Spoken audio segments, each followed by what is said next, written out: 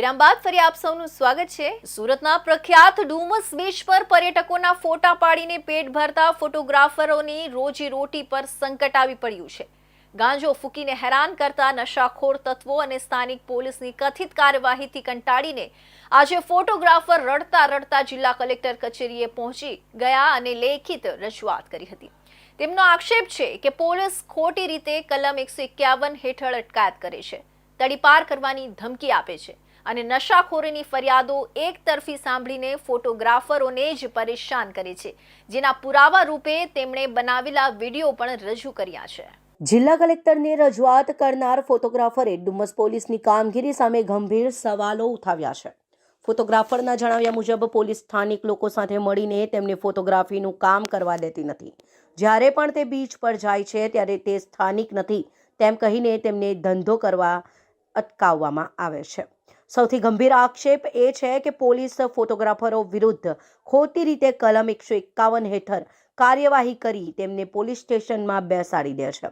કેટલાક કિસ્સામાં ફોટોગ્રાફરોને ખોટા કેસ કરીને તડીપાર કરવાની ધમકીઓ પણ પોલીસ દ્વારા આપવામાં આવતી હોવાનો આક્ષેપ કરવામાં આવ્યો છે। ફોટોગ્રાફરોએ માત્ર પોલીસ જ નહીં પરંતુ બીચ પરના કેટલાક તત્વો સામે પણ આંગળી ચીધી છે।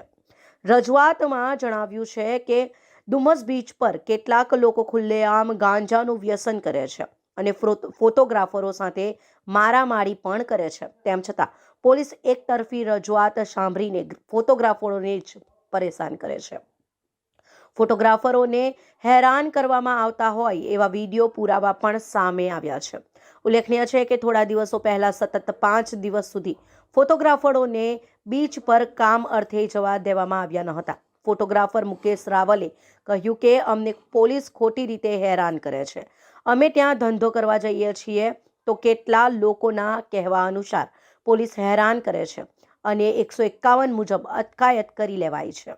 વધુમાં જણાવ્યું હતું કે પોલીસ એકતરફી વાત સાંભળીને અમારી પર દબાણ લાવે છે અને તડીપાર કરવાની ધમકી પણ આપે છે।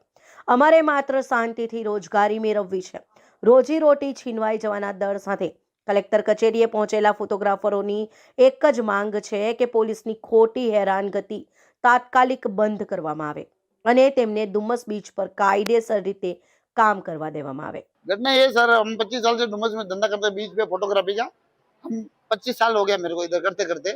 हमारा खुद का मतलब चलता फिरता काम है। तो हमारे को साहब लोकल लोग के कहने पे पुलिस वाले हमारे को परेशान करते हैं और लोग पुलिस वाले भी हमारे को परेशान करते हैं और पुलिस वाले बोलते हैं तुम्हारे को इधर धंधा नहीं करने का और पुलिस वाले बोलते हैं तुम इधर से चले जाओ। अब मारवाड़ी हम बोलते हैं मारवाड़ी तुम्हारे को धंधा क्या, तुम्हारे राजस्थान में चले जाओ, ऐसे ही बोलते हैं सीधा। हम कहाँ जाए राजस्थान में, हम तो इतने साल से धंधा कर रहे इधर पहले से रहते हुए साहब, तो हम कहाँ जाएंगे। हमने साहब पहले भी फरियाद की कितनी बार, साहब लोगों को रजूआत करते हैं, मौखिक में देते हैं, क्योंकि साहब हम कंप्लेन करेंगे सामने वाला कंप्लेन करेगा तो भी हमारे को बिठा देते हैं, नहीं करते तो भी हमारे को बिठाते हैं, हम कंप्लेन करने जाते हैं तो भी हमारे को बिठाते हैं। इसलिए साहब हम रूबरू उनको मौखिक में बोलते हैं साहब ये प्रॉब्लम है। अभी साहब कलेक्टर साहब के ऑफिस में आए हो मैं फरियाद करने, एसपी ऑफिस भी मैंने 5-6 दिन पहले चक्कर काटे थे वहाँ पे इच्छापुर में, वहाँ पे एसपी साहब नहीं मिले थे मेरे को, मैं गया था लेकिन नहीं मिले।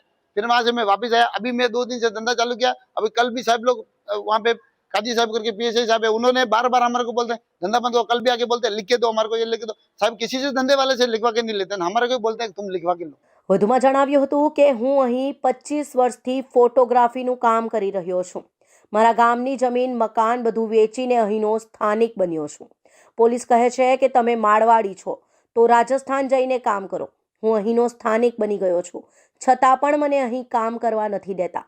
ફોટોગ્રાફીનું કામ ચાલતા ચાલતા થાય એવું છે તો તેમાં શું લખાણ આપવાનું હોય? અમારી પાસે લખાણ માંગવામાં આવે છે અને બીજા બધા ધંધા કરનાર પાસેથી પણ કોઈ લખાણ માંગવામાં આવતું નથી।